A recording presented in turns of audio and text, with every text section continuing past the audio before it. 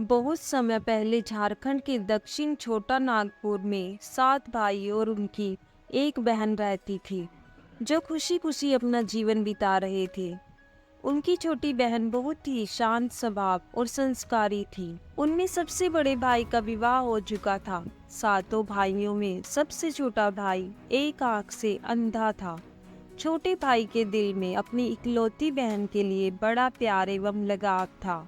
एक दिन बड़े भाई अपनी पत्नी और अपने छोटे भाइयों को साथ लेकर अपने खेतों में काम करने चले गए, क्योंकि उस जमाने में खेती बाड़ी आपसी सहयोग से हुआ करती थी।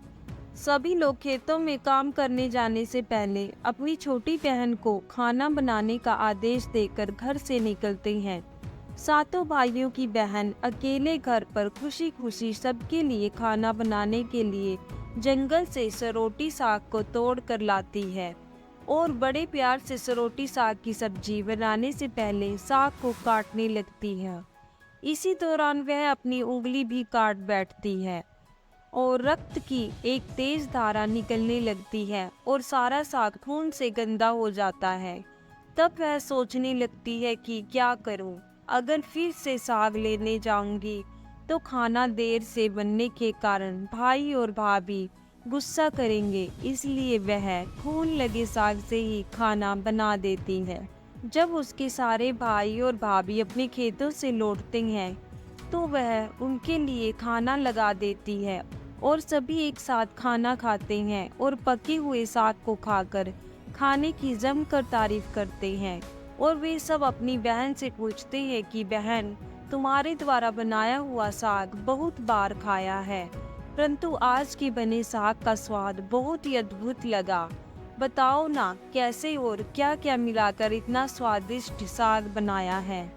पहले तो वह डर से सहम गई कि कहीं भाइयों को पता न चल जाए कि मेरे हाथ की उंगली कट गई है। फिर वह थोड़ा सोचकर बोलती है कि कुछ नहीं भैया, जैसा हमेशा की तरह साग पकाती हूँ वैसे ही तो बनाया है। तो बड़ा भाई बोलता है, नहीं बहन, इसका स्वाद तो पहले साग से बहुत ज्यादा अलग है। फिर वह डरते डरते सारी सच्चाई बता देती है। सच्चाई मालूम होने पर पांचवा भाई, जो बहुत ही लालची किस्म का था, उसने बाकी भाइयों से कहा कि बहन का खून इतना स्वादिष्ट लगा तो इसका मांस कितना स्वादिष्ट होगा। यह बोलकर सभी भाइयों के बीच चर्चा करने लगता है। सबसे छोटे भाई को छोड़कर बाकी भाइयों ने बहन को मारकर उसका मांस खाने को राजी हो गए थे। इसका आभास बहन को हो गया कि किस प्रकार उसके भाई उसका मांस खाने के लिए लालसा रखते हैं। एक दिन सातों भाई शिकार खेलने के बहाने बहन को घने जंगल में लेकर जाते हैं, जहां पूर्व से निर्मित 4 केंद्र के वृक्षों पर बने मचान के नीचे पहुंचते हैं, जिस पर अपनी बहन को यह झूठ बोलकर चढ़ने के लिए बोलते हैं कि इस मचान पर जंगली जानवर तुम पर हमला नहीं कर सकते। इस प्रकार सातों भाई अपनी बहन को मचान पर बैठाकर अपना अपना धनुष लेकर शिकार करने का ढोंग करके चले जाते हैं। तब बहन को पूरा आभास हो चुका था कि आज उसका आखिरी दिन है, लेकिन वह चाहती थी कि उसके भाइयों की इच्छा पूर्ण हो, इसलिए भी वह मचान में जाकर बैठ जाती है। सभी भाई एक पहाड़ पर अपने अपने धनुष बाण के साथ पहुंचते हैं और एक चट्टान पर बारी बारी से अपने बाणों को तेज धार प्रदान करते हैं और अपनी बहन पर धनुष से निशाना लगाकर तीर छोड़ते हैं। तभी बहन पूरी बातों को समझ जाती है कि भाइयों का क्या इरादा है और वह एक गीत को गाने लगती है।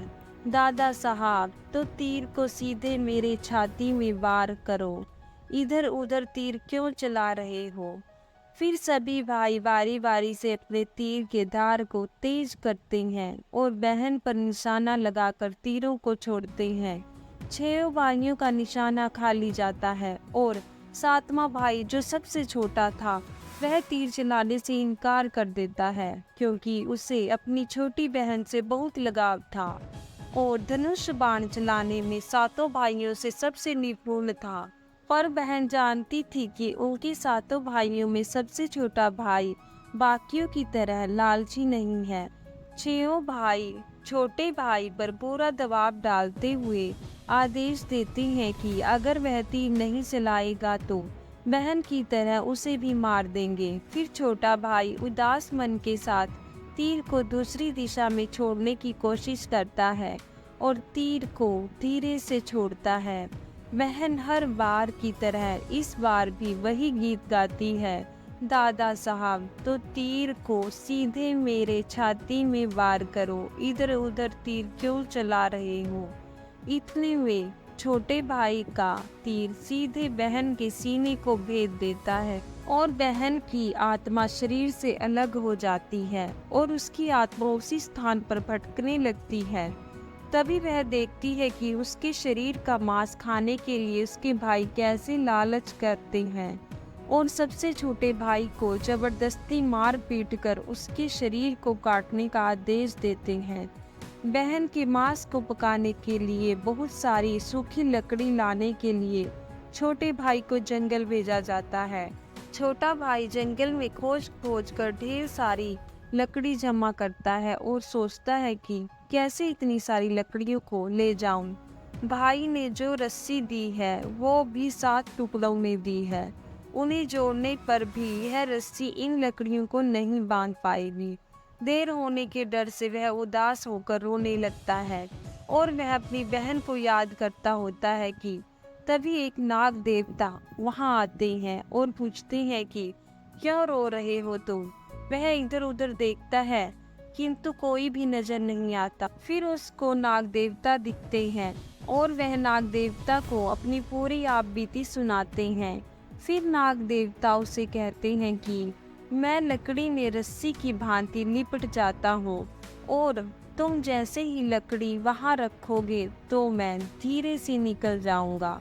और वह ऐसा ही करते हैं। तभी बड़े भाई यह देखकर चकित रह जाते हैं कि कैसे उनका छोटा भाई रस्सी के 7 टुकड़े होने के बावजूद भी जंगल से इतनी सारी लकड़ी लेकर आया है।